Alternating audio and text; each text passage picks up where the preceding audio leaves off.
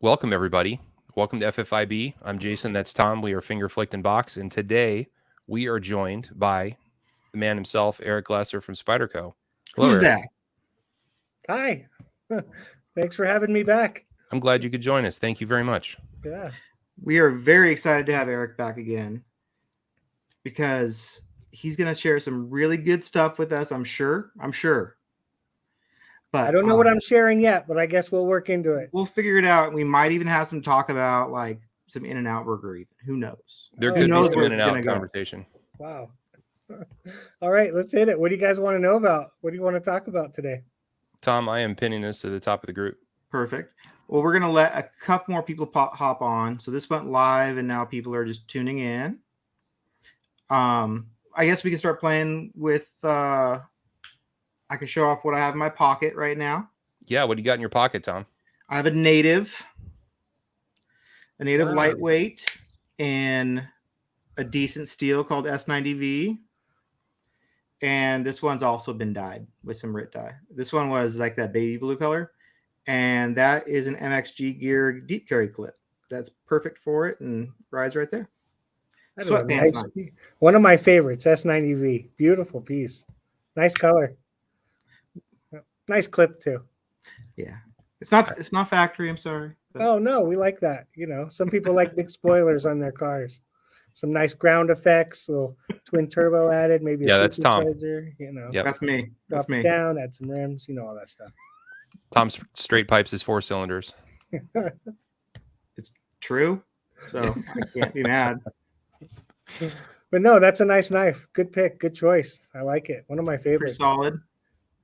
Making S90V Jason? lockbacks is always fun too, because that rubbing surface, you know, that S90V is rubbing against that lock. A little bit different than other knives. But Really? yeah, beautiful piece. Why does it rub differently? You always have to think about those interfaces on your S90V or your S30V or any grade of steel. When that lock, the surface of the lock is rubbing the tang, you don't want to get galling and other issues. And so S90V is just a hard material. So we always have to consider things like that when we make an I-90V backlock. Wow. I mean, I'm really jumping into the weeds. No, I love weeds, obviously. So S90V, is it similar to S110V in that way, or is it something special about that specific steel? I think all of it we have to consider. What we make it, what the hardness is, what the material is. Whether it's 110V, which is tremendously hard. Once you start getting into the S110s, S90Vs, you're getting into those really hard steels. What we use for a backlock on that, and the hardness covers for usually more than one grade. So is it true to say that you wouldn't want a low hardness steel mated with a high hardness blade if you're going to want the backlock to complement the blade? I've seen backlocks that are so soft that it puts a big chamfer or a big cutout in that lock face just because it wears it out over time. Wow. Like if we make an S90V slip joint, for example, things like that we have to really think about. All those material interfaces and what materials we choose on our knives is a big deal. That's one of the reasons we don't publish it. That's a pretty good reason. Trade secret, Tom. Well, what do I have in my pocket? I have a knife that you guys will recognize. This is a Handled Pm2 with full liners, and this knife was actually a gift from Eric. And thank you again, Eric. This is a lovely knife, and I haven't pursued it yet, but I'm really excited with the idea of being able to put like a bone scale on it, or a mammoth ivory, something like that. Something that you previously really wouldn't be able to do on a PM2, but with the full liner, I can. Yeah, gives you a lot of new capabilities. That's looking pretty clean. I'm seeing some pretty dark pieces already. Yeah, this one I need to get over it, but I haven't been carrying it in my jeans because I don't want to stain it, but I should probably get over that, right? Well, I don't know. Beauty's in the eye of the beholder. I like, they get dark and beautiful the more you carry them. That one's looking pretty clean for how long you've had it. You're right. I'm a loser. I touched mine and it looked like slightly it's been touched, so I figured just rub it all with oil. Just Just oil douse it. it in oil. They don't have to think about it. It Yep. looks That's a good nice idea. and dark and worn in, and I didn't have to do it. It just looks Yeah. that way. Some people have even added the patina just to get it over with on the blade. So Yeah, I've got some of that. familiar with it. I've got some of that DNA reconstituted saber-tooth tiger oil. I could use some of that on it. Look real good. Boy, the comments are coming in strong, Tom. People are really watching here. So this guy is new into knives. He's looking for a suggestion on what his first Spyderco should be. Yeah, he's new to knives. Gee, what a first. I think it all depends on what you're looking for to do, what the tasks are. We're so much performance based that, you know, all the knives we design are for a given task. Usually the first thing I look at is size.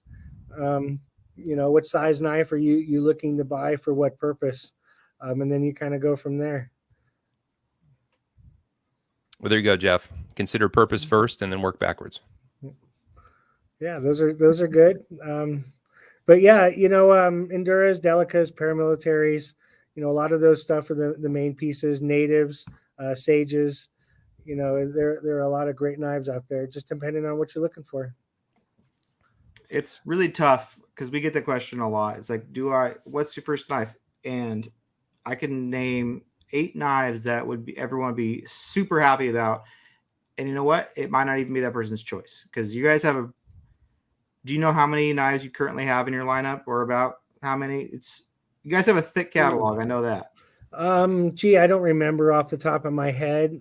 If you divide them out into SKUs like plain, serrated, black, satin, you're certainly in the hundreds.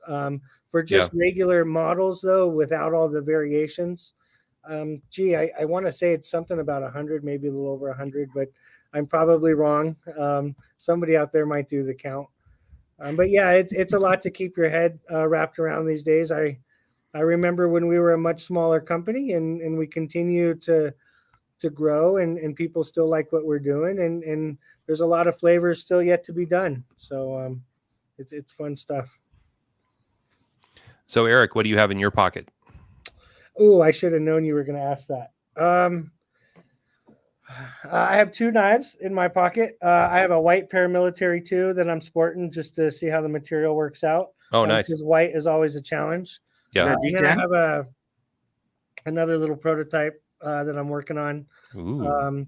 Just slips right into the shirt pocket. Pretty inexpensive. And it's gone. It's gone just like that.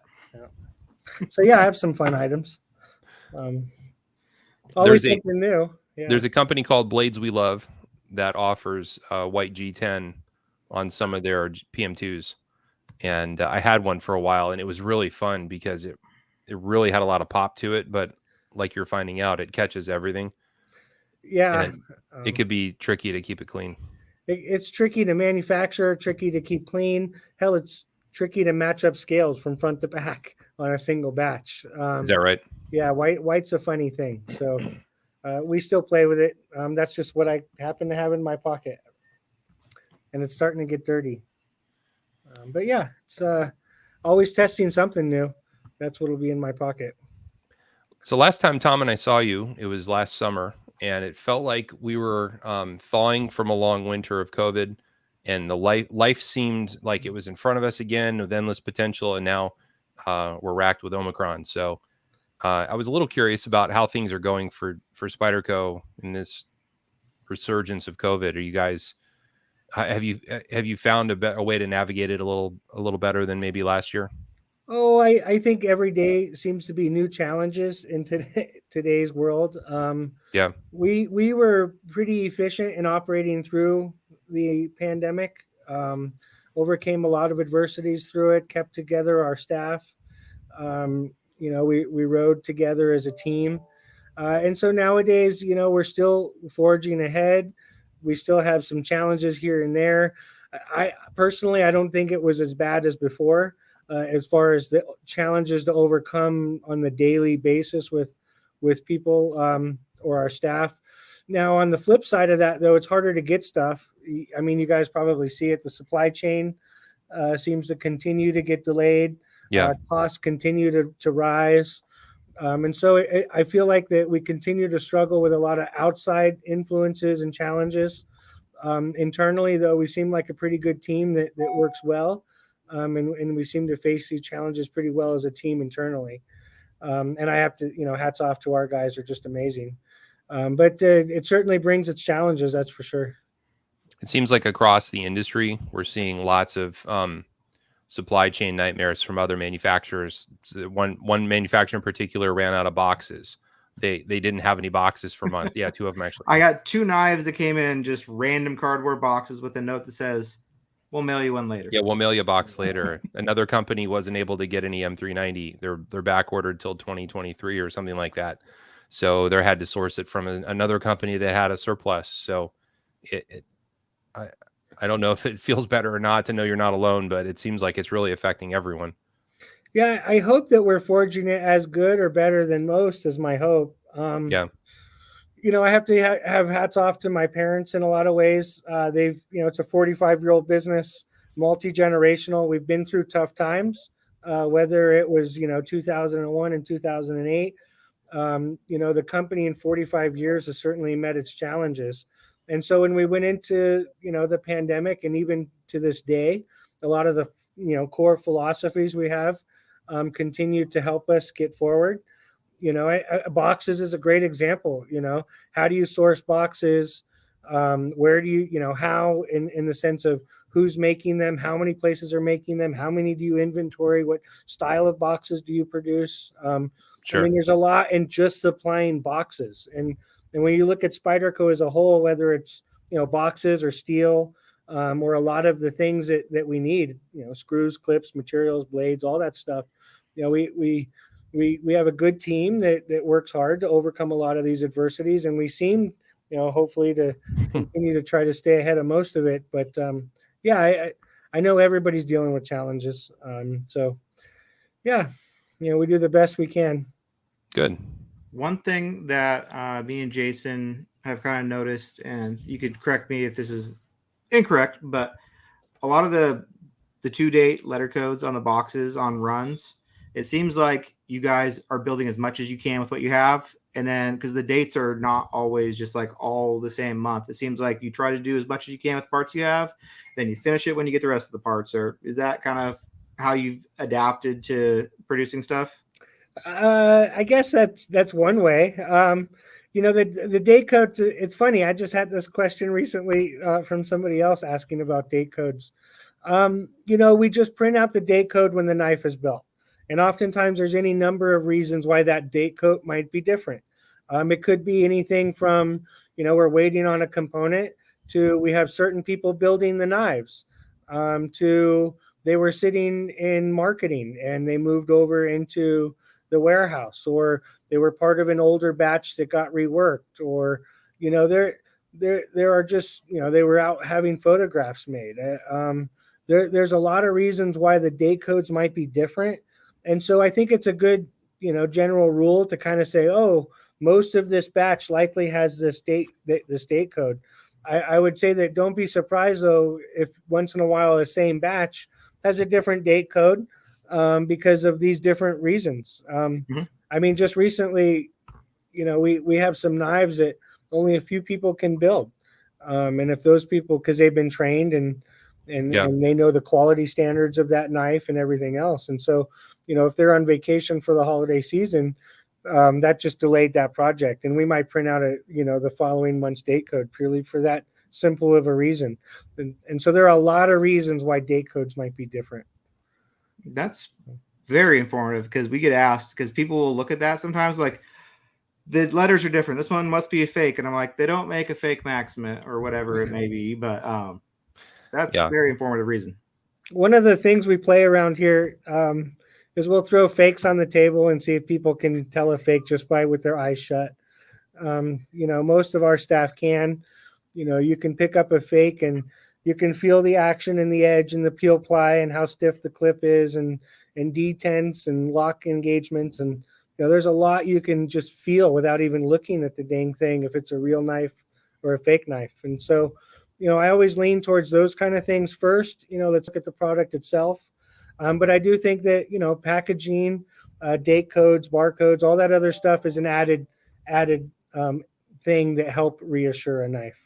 But in the end, we want to build a performance-based knife that does everything you need, and it's the product more than the packaging. Yeah. Eric, is it okay if we talk about the PM2 for a minute? I'm open. Whatever you guys want to talk to. If I don't want to talk about it, I'll let you know. That's fine. We've noticed that there's been some innovations with the PM2, such as the aluminum handled Blade HQ releases don't have liners.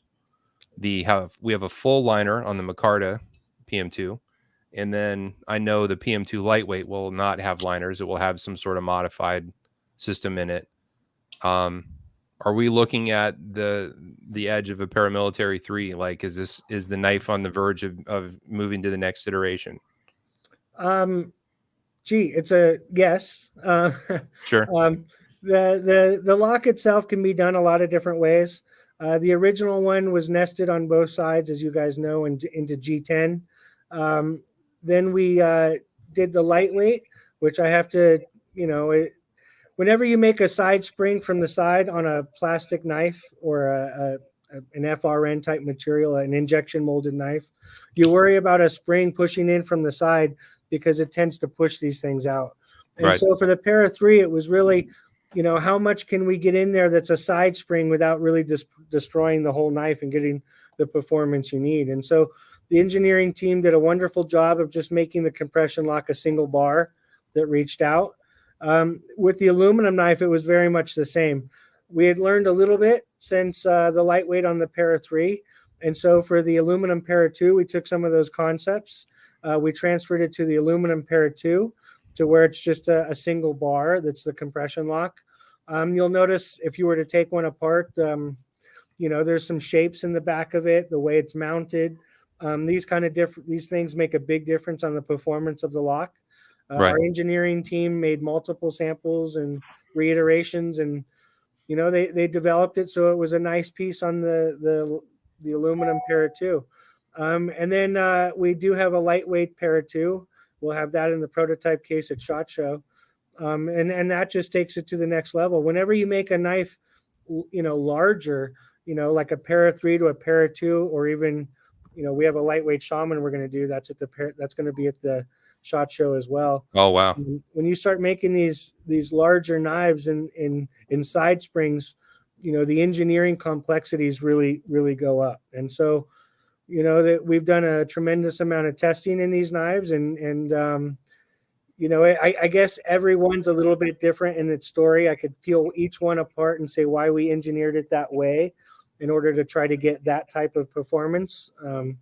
But there's a reason to all of it. In the end, they're great compression locks. Compression locks aren't that easy to make for anybody that's ever tried to make them. It's a little bit easier to make other locks. Yeah. And at Spyderco, we like that. We like doing hard things. And so, to get a compression lock that's not too hard to press, that the lock is in the right spot, that the D10 operates accurately, that you get the right action, that it doesn't defeat on you and it holds the proper strengths. I mean, it has additional wear and tear, that the interfaces of the materials, as we spoke earlier, are right. I mean, there's just a lot of things you're looking at whenever you go into any new model. And so that's why you see different reiterations. Even if you look at the Sage compression lock, the liners on that are much different than on the lightweight to the G10 to the Para 3 to sure. But they're all still compression locks with that basic concept of putting a piece of metal between the stop pin and the blade. Sorry, I talk a lot. I tend to do that. No, it's excellent. Yeah, those are some of the talk as much as you possibly can because everyone's here. That no one cares about us. They're we're done. Looking at that part of the screen. Yeah, I could talk about compression locks all day. One of the things though that they have 50 thou liners. I really like a 50 thou liner or greater. You might see as low as 48 thou. But when you make a smaller knife, I do like to have that thicker stock for the liner material. And so that's also an added complexity to all this stuff. To have a little knife like, a little native with a 50 thou compression lock adds complications with spring. And so, yeah, the more you dive into this, it's a big world. Speaking of the Sage, before we move on, one thing that caught my attention is this, is it titanium carbonitride? Is that what it is? This coating on this blade? Uh-huh. This is awesome. Is this Taichung only, or is this something that may make its way over here? No, theirs is pretty much theirs. I mean, we do the same kind of coding over here as far as a process, but oftentimes the end results are kind of slightly different. And so, yeah, their coding is unique to them. I don't think you'll quite get a finish just like that on our stuff here. But performance-wise, I think ours and theirs both do quite well.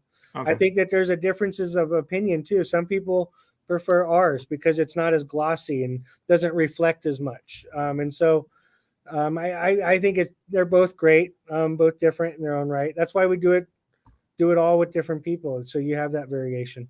Well, I think it's really cool. It's just different. I like having something that's not the same as every other one I have. So this is really cool. I've been scared to cut anything hard with it because I don't know how well it's holding up, but it looks fantastic. Is this like similar to me and Jason have theorized this is like a drill bit coating kind of thing?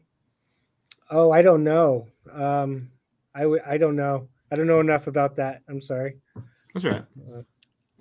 Yeah, our understanding is that the tinitride is similar to what you'd find on a drill bit. Yeah, in the wear machining resistant. world, I don't remember.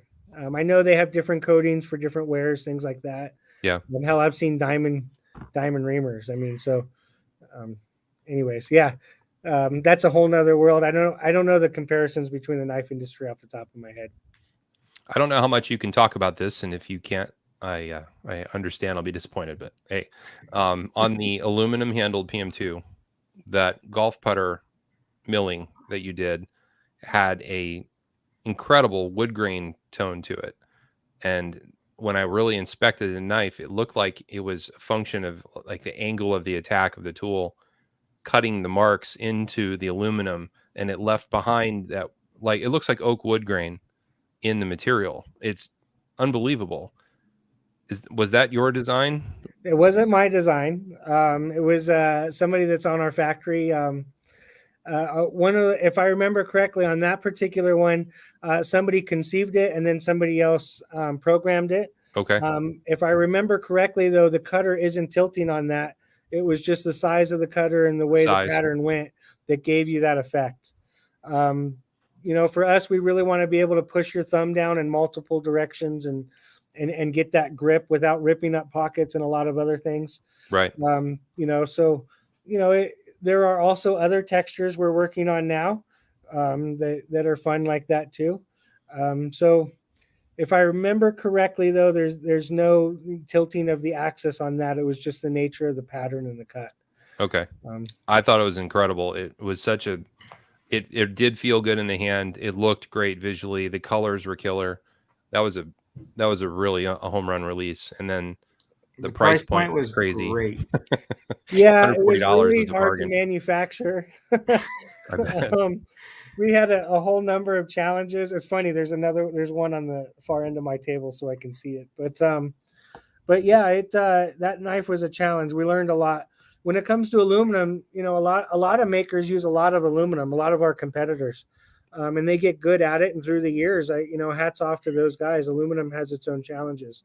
Yeah. And so, for us, we were not so experienced in it, and we shot for the stars right away, I felt. And so, we had our challenges overcoming some of those adversities. I think we were able to. We're hoping to have aluminum in our arsenal in the future. We're having some capacity challenges right now, just with like most of the world.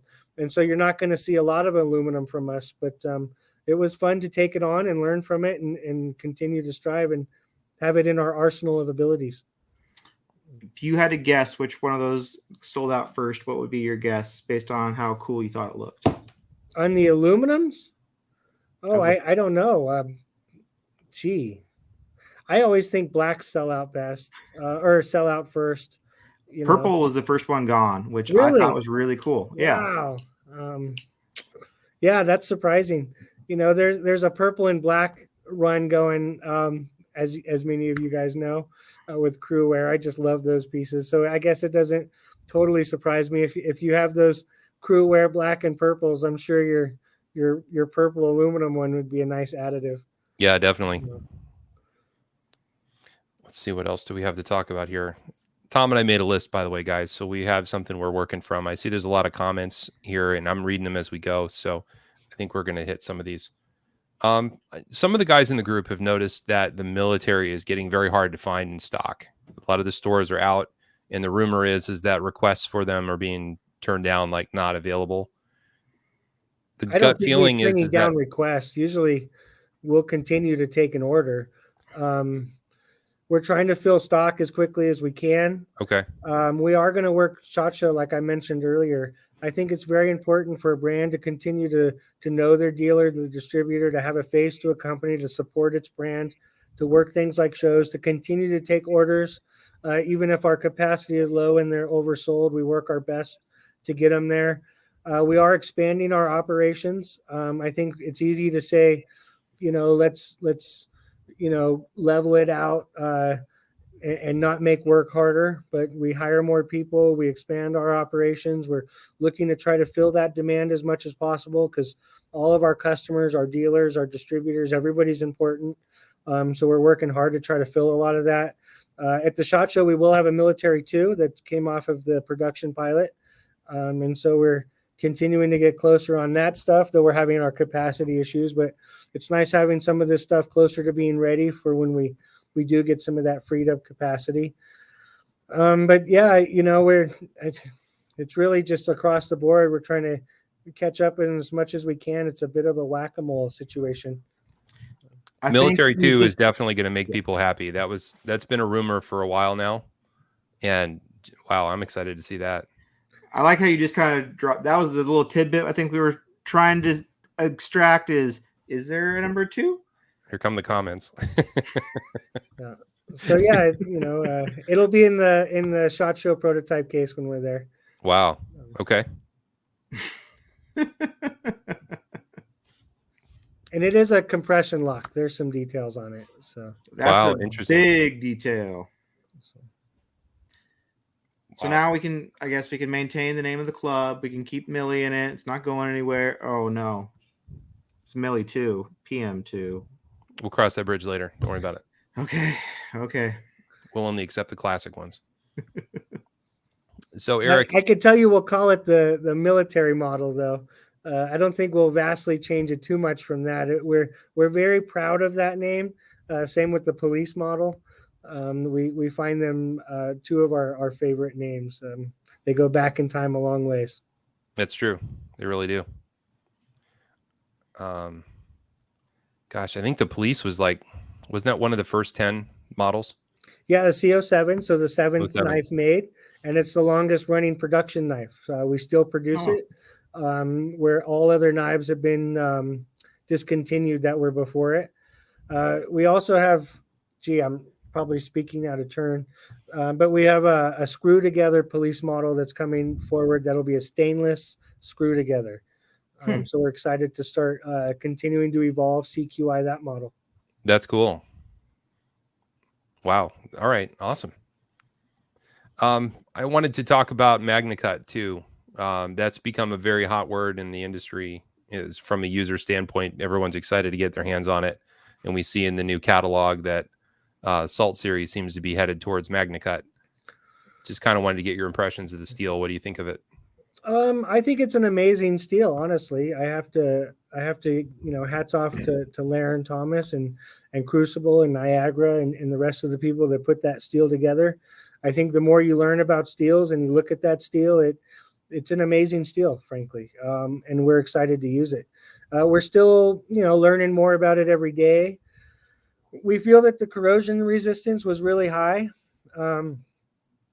To date, honestly, nothing's keeping up with H1. H1's corrosion resistant is just off the charts. But LC200N and MagnaCut have a tremendous amount of corrosion resistance. But it's not just the steel itself. You have to continue to make the other components to try to work with it as well. Right. And so, we are going to bring it forward as a salt. I would imagine we may make a non-salt version in the future. We'll see. But when we call it a salt, one of the things that says is that we went into the rest of the components and tried to make those work well for that market as well. And so you can rust it. Honestly, everything can deteriorate over time. Time is a nasty thing. Give Sure. it enough, it'll kill everything. But if you take care of your LC 200N, you take care of your Magna Cut, they can be remarkably well. They can please you. They can be pleasing to the performance. And so, we're going to launch it as a salt and see how it goes. I think we have some native 5s rolling through the facility right now. Hopefully, we'll be delivering those sooner than later. That's the I would first question imagine every time is when we notice something, like we noticed that says Magna Cut that big in the catalog. And it wasn't just like that's cool. It's like when I want it now. So our Yeah, thought was if it made they're it to the cutting catalog, ground. it's close. They're cutting ground. We are making knives. That's so awesome. in the near future, and we're making them in multiple knives. We're not just starting with one model. I would also anticipate knowing, Crucible and Niagara and Laren and those guys, that they're not over. They're not done. I'm sure that they're going to continue to create some cool stuff. I feel fortunate enough to be, to jump on that and have a team here that was ready to try to execute it. And so hats off to the manufacturing team here at the US. They grabbed some steel and worked it through the system fairly quickly, even while we're overwhelmed in a lot of areas. I think our guys were just as excited to do it. It seemed like, and so it's a cool steel. There's also some other mule teams coming that we're excited for. The mule team project and new steels is not over. There's more stuff coming. I don't know. I'm probably talking out of turn. Please do. But Please at talk out SHOT of turn. Show, Sean Houston's going to be going to SHOT Show with us. Excellent. We're going to be doing a sprint run with Sean on some 15Vs that have a really nice heat treat. Those are also going to be a mule team and other mule teams that I don't want to speak too far ahead of. And so, yeah, the steel thing is continuing to evolve. Magna Cut is definitely a player in that game. Does Magna Cut make the V word? Does it make Vanex less attractive as far as super stainless steels? Does Magna Cut fill some of that role? I don't know. Vanex is still a very nice steel. It's a very Magna Cut for us, and I think everybody's a little bit different. I feel we have a very good relationship with Niagara and Crucible. And so Magna Cut is a little bit easier for us to source and work with. I believe it's a little less expensive. Vanex the more expensive these steels get, the greater risk it is to process them all and work them through the system. Vanex is made overseas. I mean, I don't know if it's better, honestly. They're both great steels. Honestly, I don't know who's using Vanex right now because I'm just not keeping up probably as good as I should. But if there's a European company using Vanex, I would imagine that it's probably performing quite well for them. We just haven't really done a lot of it. I don't say we never will. I think this might have come up with you guys in the past. You ended our last interview with the word Vanex, so I'm not forgetting that we ended on that little cliffhanger a year ago. But Vanex itself has been quite a road of evolution, and so. But Magna Cut certainly is a player in the Vanex game. That's for sure. Last year, it was all anyone wanted to talk about, and Tom and I agreed to start the show with you. We weren't going to talk about it because we know that you guys have been hearing an earful about it, and then you brought it up at the last minute, which was hilarious. Yeah, I'll never say never, I guess, in the sense that we'll never do it, but it's not in the immediate cards. We have a few steals in front of it, but Magna Cut is in that field. In our little microcosm of social media, knife talking about whatever you want to call what we do, Vanex was all we heard about. As soon as Magna Cut came out, it's not like people forgot about Vanex. And of course, most people have no experience with it. I don't have experience with it, but Magna Cut was a big hit. It sounds like everyone is super excited to start seeing stuff in this. So, yeah, I almost put Magna Cut in its own category, though. Yes, in the performance space, as far as corrosion resistance and edge retention and things like that, it's up there with Vanex, like LC 200N. But Magna Cut is a unique breed. It's carbon. chrome and the way that that's formulated. It, Laren's got a better understanding than I do, but from my, not the best expert, if you will, MagnaCut's a bit in its own category. H1's very similar. When you start comparing things to H1 and MagnaCut, they're almost in their own category in my mind. So Eric, a lot of the conversation in the group stems around like comparing steels, and there's a lot of anecdotal things. Like people will say, well, do you like M4 or do you like Crewwear? Do you like Crewwear or do you like M390? And some of us will talk anecdotally about our experience with the steel. Some people will go to like Laren's Knife Steel Nerds website, pull data, and we'll talk about the empirical data from the Catra testing. And you're in a position where you can speak to this better than most people. How much do you think the Catra testing translates into real world knife usage? Or is it too labby and not realistic in terms of actually using the knife? I think, again, it's just opinions. Yeah. But I think they both play a very large role, honestly. I don't think that, if I had to say which one would I lean on more as an end result, it's real world. You make thousands of something and ship them out to the world, you get a lot back. There's nothing like real world. We've done, all of our Catra tests and lab tests and sent everything out and still been proven wrong before because the real world is just that way. But, from my perspective, I really value the Catra tests and the other systems that we use for doing our testing in-house. I think it's a read, particularly when you don't have the market to try to use. Also, when I test a knife, I'll get a feeling the way that the knife performs that is different from, onlookers or other users. So I like to look at it compared to the Catra and what I think and see if they start to line up a little bit. I find that even because my dad and I talk about this stuff, that even we might have a difference of opinion as far as real world. I think my dad has an Edge as a ghost campaign. But the Edge is a bit of a ghost. It's a funny thing. The steels and the Edge are a funny thing, and that's why I think so much of us love it. Like for me, I make a big deal out of the plane of the Edge. How flat and clean is that plane of the Edge? Is it rigid? Is it grainy? Is it the right edge angle? That makes a big difference in that initial cut. For me, I'm really into initial cut. You have your initial cut, and then you have the longevity or the wear resistance. For somebody who keeps their knife sharp all the time, initial cut is a big deal. My knife's sharp all the time, so I want that initial cut to be special. And I find that, and this is again just my opinion, but I think the initial cut's I find a lot of differences in steels for initial cut. They can be the exact same on a Catra, and even people feel their wear resistance is very similar in the marketplace.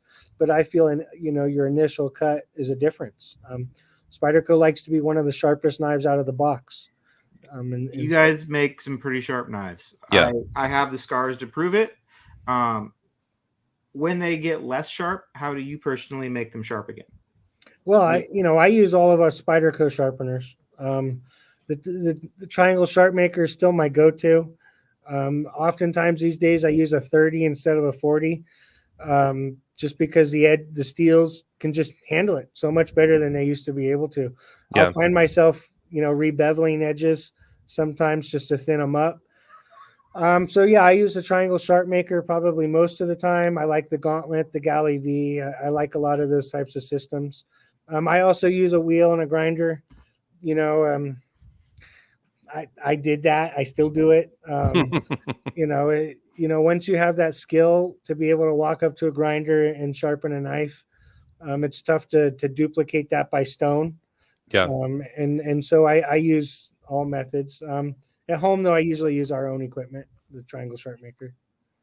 I heard a rumor from someone that your dad's pretty good at sharpening. He does the same, just triangle sharp maker. Yeah, I think for the most part, I think he likes a thinner edge like me. I think he typically uses a 30 as well.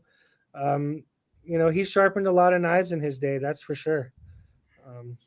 You know, he's watching him on his mule teams. You know, I go meet with him, and he really enjoys using his mule teams, sharpening his mule teams, cutting with them, and it's fun to have the discussions, the banter, if you will, about what he's thinking about steels. You know, so he uses and sharpens them all. And you know, oftentimes these days I'm asking him what he thinks, because frankly, he's just doing it more than me. It's hard for me to keep up. So yeah, he sharpens still all the time.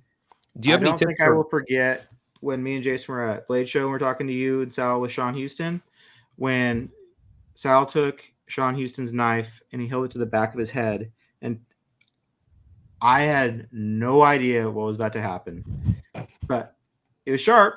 It was sharp. I think if you've done that, you know, a lot of times you can tell a difference the way it grabs your hair. A big burr will grab your hair too, so with a really rigid edge.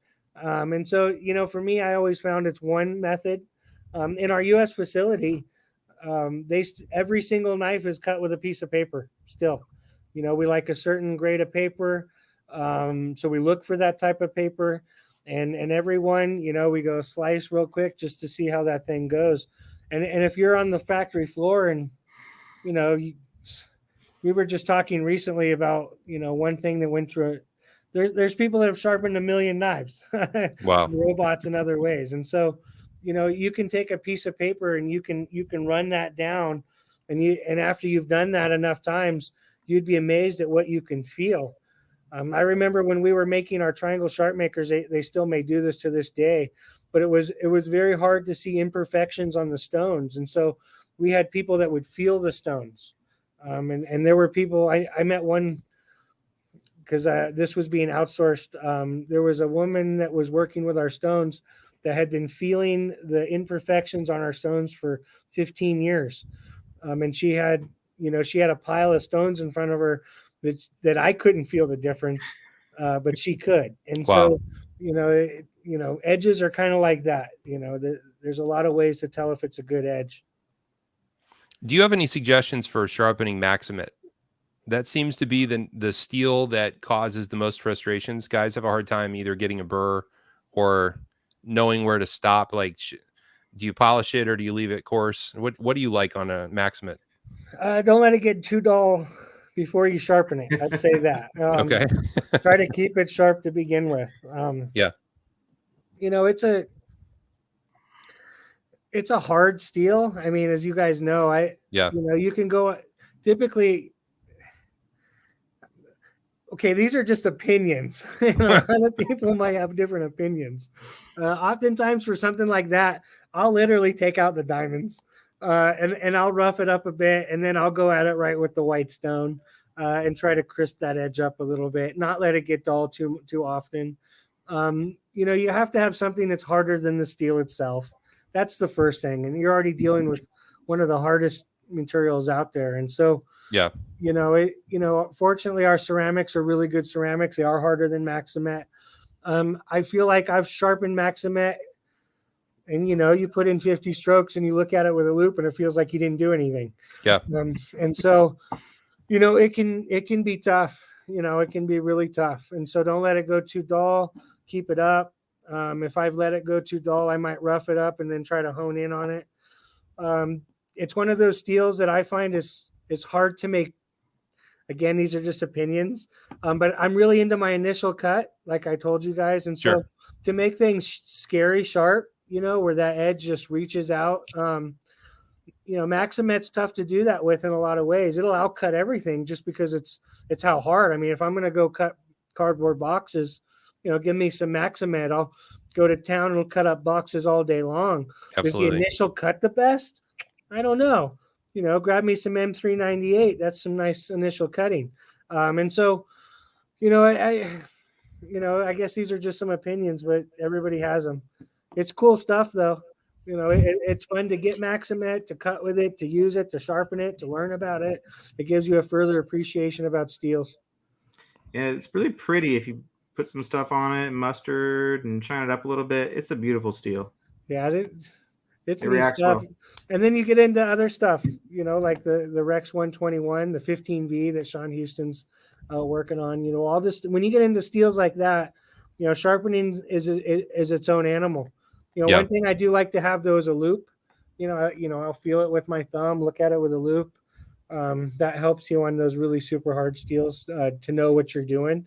If you do 20 strokes and it doesn't feel like you're doing anything, grab a loop, take a closer look at it, see what's happening. Sometimes I'll even do a stroke and then look, see what's moving. These are some of my techniques, I guess. I appreciate it. Thank you. Oh yeah. This I want to touch base with. So I know you guys did a long time ago LMAX with Bento. You did LMAX with Blade Ops 2 months ago ish. That was gray.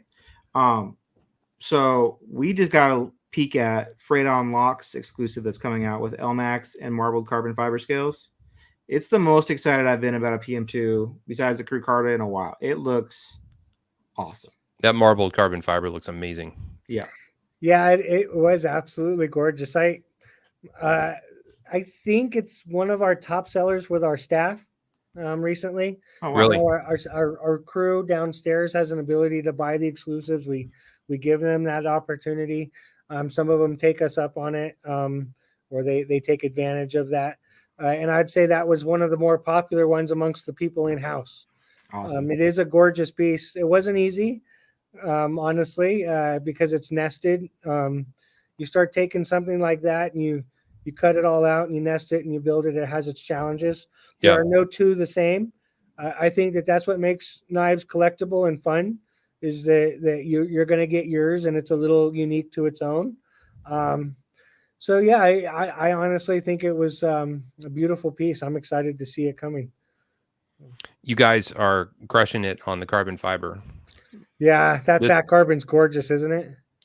It's not just the color of the stuff, and it's not just the way it looks, but the finish that you ended with is beautiful. There's no milling marks in it. They look amazing. One of my favorite things to do with that is to tap it because I like the sound. It's really dense, so it pings nice. Yeah, it has this unique sound to it. It's a beautiful piece. Yeah. Hats off to Fat Carbon for producing the material. To Smoky Mountain for doing it. It's been a fun project. Again, downstairs, it's one of our most popular pieces right now. I bet. What's even cool, like this stuff looks amazing when it comes to the factory. This one's still just as it was, but if you hit some of this just with like a little bit of really high grit sandpaper and really bring the shine out, it is a crazy cool material. Like it looks great now. It really comes to life if you give it a little polish. Yep. You guys got good taste. So another topic that's really popular on the show, Eric, is hamburgers. Yeah, you said In-N-Out Burger. Yeah. We've been trying to get to the bottom of why In-N-Out Burger is overrated and why the French fries taste like cardboard.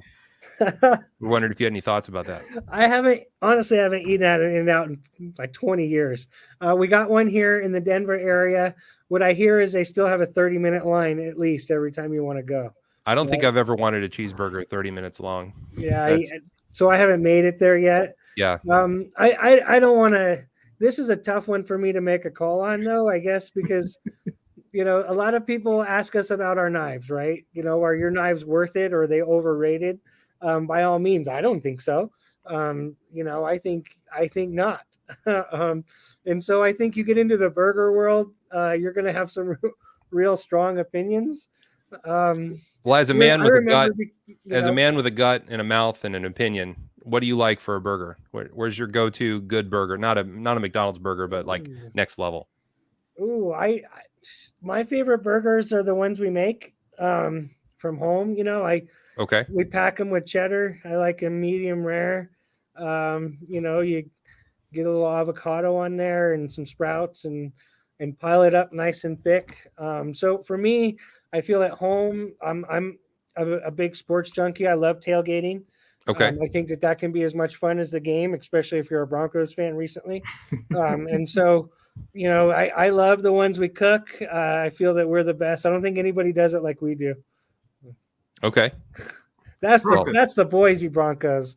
No, it's Oh, not. that's the Denver Broncos. You're sporting It's the Denver both. Bronco. It's both because Could be, Colorado, whichever and one you Boise. like. Oh, I Both. know. It's But definitely that not one the came Chicago from Bears, Laffer. though. I think he represents the Boise town. That's right. But yeah, Yeah. I think homemade burgers are always the best. But I'm probably getting myself in trouble. Are you using a special blend with the ground beef? I know. Oh, all that stuff makes a big difference. Yeah. Right. The different cheddar. Like I like cheddar. I'm not. I'm just. And then do you have the mild cheddar or the sharp cheddar? And how do you cook it? Do you have the organic meat? All that kind of stuff definitely makes a difference. And so yeah, I guess that's what I think about all that stuff. I think the best is probably your own homemade stuff. Well, what are you washing that down with? Because I am definitely drinking one of these. Tom is a root beer connoisseur. I am a root beer snob. This is all I drink now, though. Lately, I've been a fan of Screwball. It's kind of a peanut butter whiskey. And then there's a drink that I put in with it that's kind of a grape flavor that makes like a peanut butter and jelly flavor. You're having peanut butter and jelly whiskey. Yeah, that's kind of been my go-to lately. Wow. All right. Yeah. It doesn't sound bad. I've heard of way stranger whiskeys than that. It sounds actually pretty good. But yeah, I used to be tequila or beer. Lately, more I'm whiskey, I guess. But I'm a sipper. So, a little glass of whiskey, and I'll sip with that in the evenings, maybe with my cheddar burger. Man, I'm getting hungry. That sounds good. Man, I'm so bummed out that I'm not going to be able to make it to SHOT Show. I wanted to see this prototype case. It's going to be less than most years. I will say that. We just the development of product is really tough right now. Most of the stuff that we're bringing to the show, we've been developing for years. We're really, I feel for the custom collaborators. It's hard to really try to keep up with the custom collaborators right now. We're trying to get as many of that done as we can. It's just, tough getting that stuff done. So we will have a prototype case. There's going to be some cool stuff in it. Don't get me wrong. Usually we would bring well over 100 models, though, in previous years. We're not going to have that many. But we will have a nice selection. Is there by any chance anything designed by Peter Resente in there? Yes. It's funny you mentioned him because he's one of the ones that's on the top of my mind. I would love to get some of his stuff out.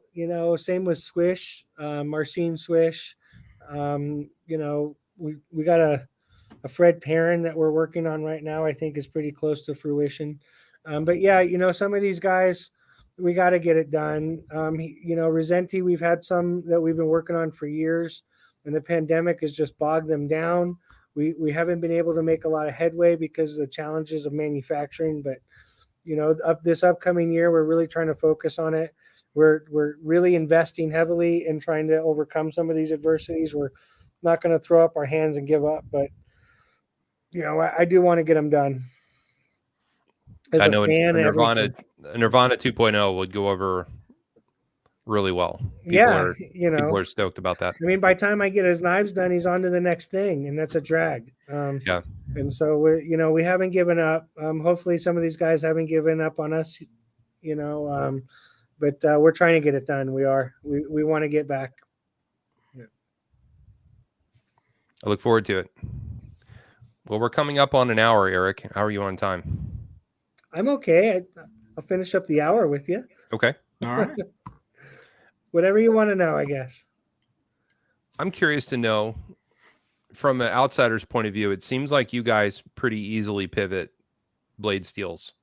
And when Tom and I talk to other knife makers, particularly smaller knife makers, they will talk about how difficult it is to switch from like an S30V to a Rex 45.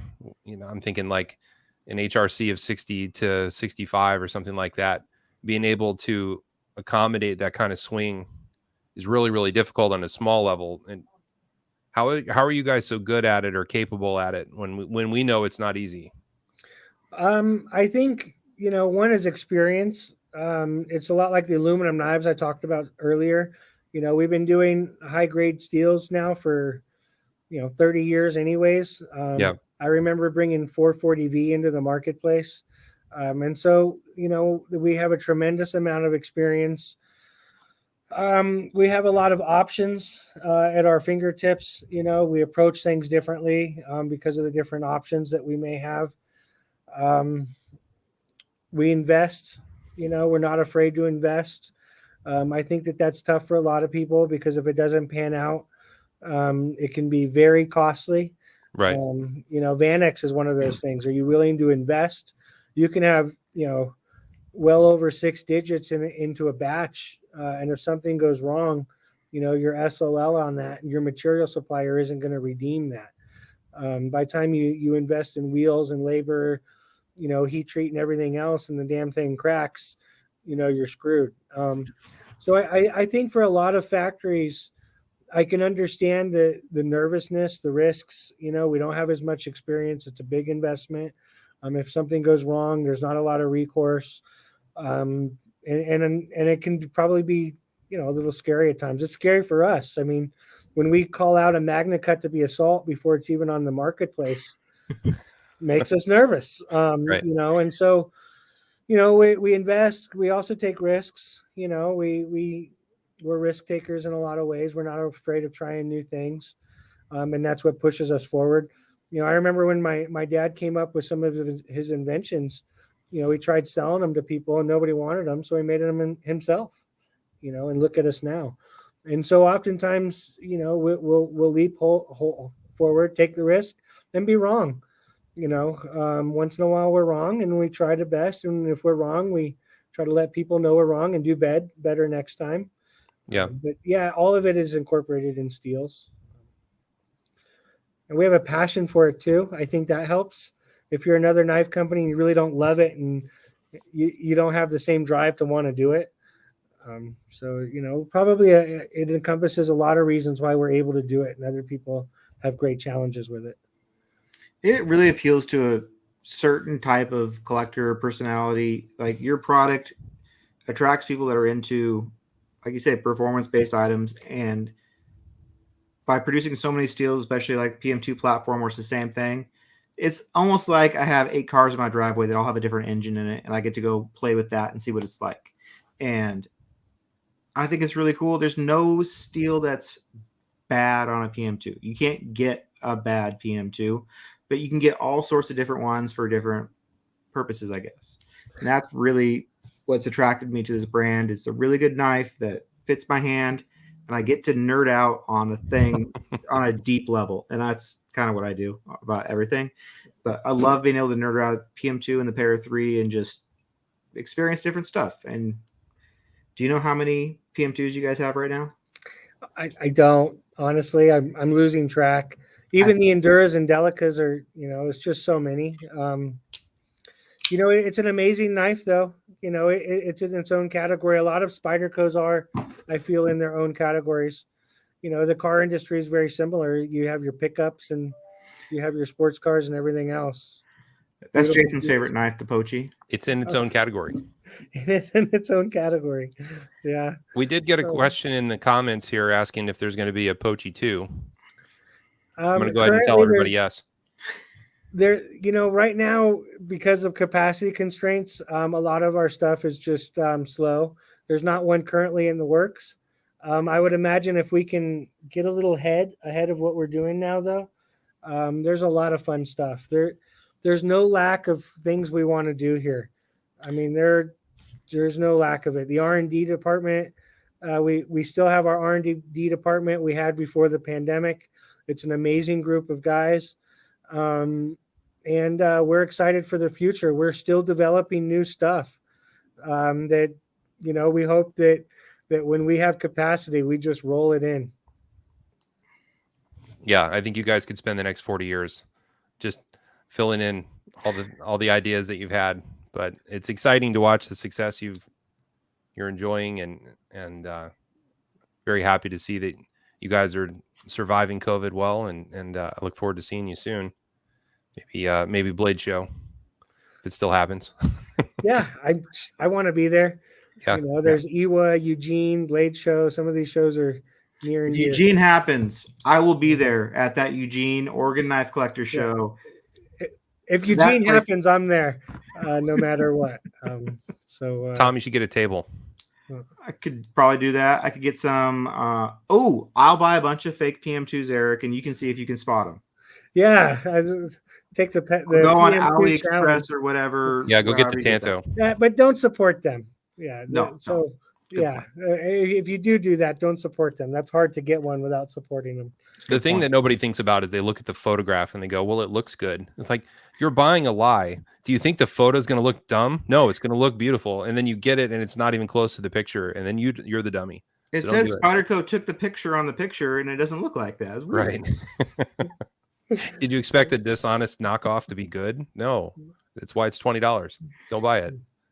Yeah, at the Eugene show when I met you the first time, Eric, I walked up every single aisle. I'm like, someone told me Spyderco's here, so I'm gonna find that table.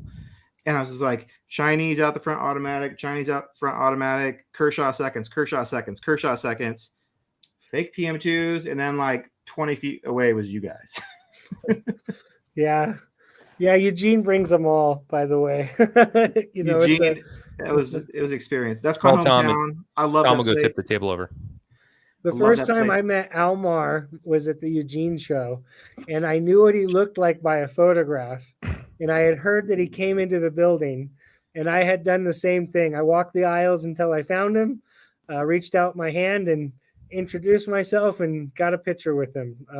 And actually for Eugene, I've met a lot of special people there. I can remember getting the opportunity to sit down with Chuck Buck and Bob Lum and a lot of special people through the years. And so I guess there's a plug for the Eugene show. No, I don't know if I said this last time, but I'll say it again because it's still true. Meeting you in Eugene is everything. It's the reason that's kept me going. So that was a very, very important, like meeting you really, like it gave me the passion to keep on doing this. Like it made me realize like this hobby can be bigger than just me sitting at home alone, opening and closing a knife, but meet people, go to shows. Yeah, three of my favorites are Eugene, Blade Show, and USN. Here I am putting plugs in.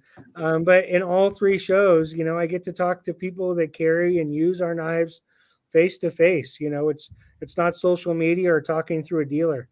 And it's a true pleasure to show up. The whole team works hard every day to bring these products to the market, and it's fun to see people face to face. And so I appreciate people who listen to this and like our product. You guys, this is why we do it, and it's truly a pleasure. Well, Eric, thank you for joining us. It's been a little over an hour, and we know you're a busy man, so thanks for taking the time too. Absolutely, always good to see you guys. Thank you, sir. This has been phenomenal. Hopefully you'll come back again. Yeah, I enjoy talking to you guys. It's fun. Well, thanks, Eric. Thank you, sir. Take care. Have a great day. You too. You too. Bye. What has happened? Eric Glesser just joined us. How about that? Schooled us on steel. Yeah, that was awesome. So now we have to we have a new metric. We have stainlessness, toughness, wear resistance, initial cut feel. Initial cut. I like that. Initial cut. This sounds stupid after the fact because he's the one that brought it up and I've never talked about it, but I kind of understand what he's talking about. Oh, I totally get it. I never would have even thought about that, but it's like into the paper, just like. I think that's why I dislike S110V so much, because the initial cut is glorious and the initial cut wears away very fast. And then you're left with the long-term edge retention of the second cut. And the second cut doesn't feel like the first cut. So that bugs the hell out of me. Whereas Maximit, I feel like it keeps that initial cut for a long time. He said he wasn't crazy about the initial cut on Maximit. I think that's what he said. Well, it's funny they mention it because I like S90V because it holds an edge a long time. But I really Yes. like M398. I could never, or not M398, M390 or Right. 20 CV. I could never put my finger on why. It just like it cuts better. It feels better through paper. So it's good to think. No, I'm not completely crazy. So that's a metric that can be measured in some manner. Yeah, it's that initial cut, right? This is bombs dropping. Boom. Milli 2. Well, we don't know that it's going to be called the Milli 2. He said it was going to be the same. He said they were going to call it the military. Yeah. I don't know. We'll find out, right? But compression lock Milli sounds pretty great. Now, I don't mind the original. The original lock's great too. So yeah, it really is. I think the original liner lock is a perfect example of what Spyderco does performance-wise. It's not pretty. It's not like, oh, you can't see it. It's a big, aggressive liner lock with jimping on it, so you can use it wearing gloves, and it works incredibly well, and it doesn't stick, and it's easy to get to. That's one really nice thing about the military is that if you were wearing gloves, you can easily use this knife. You're not going to drop it. It's not going to be hard getting out of your pocket. It's not hard to open it. Yeah, definitely a great knife. So, boy, I wonder what else they'll change on it. I'm glad we have comments going in because there's some reminders that I'm glad we're getting right now. Like, I don't know how this is I can't picture it. I just can't. Half the weight of a shaman is a big old blade. So maybe it gets thinner. That's possible. I imagine it's going to be not unlike a Mannix lightweight where it'll be flatter. It'll probably be flatter, which means the grip will be better. It's true. Actually, that might be the solution for the shaman. Yeah. Drop shutty military sounds like a guillotine. That's probably a really bad idea. Think of all the finger cuts we're going to get. We might have to put a new rule in the group about no bloody photos. We'll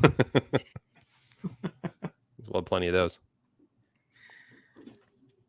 Well, Jason, let's keep this show pure. Let's keep this. I agree. Let's not ruin it with a lot of stupid banner from you and I. It was it went well. Yes, it did. I appreciated his time.